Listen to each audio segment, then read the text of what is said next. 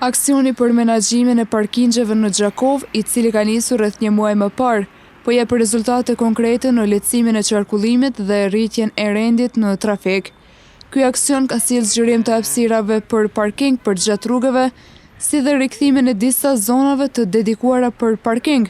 duke krijuar më shumë mundësi për qytetarët që të parkojnë automjetet e tyre në mënyrë të rregullt. Një nga ndryshimet më të dukshme është edhe lirimi i hapësirave të gjelbra,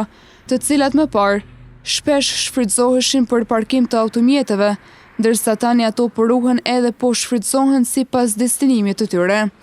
Sipas autoriteteve, ky organizim i ri ka ndikuar pozitivisht edhe në qarkullimin rrugor, duke reduktuar bllokimet dhe duke rritur sigurinë për të gjithë pjesëmarrësit në trafik.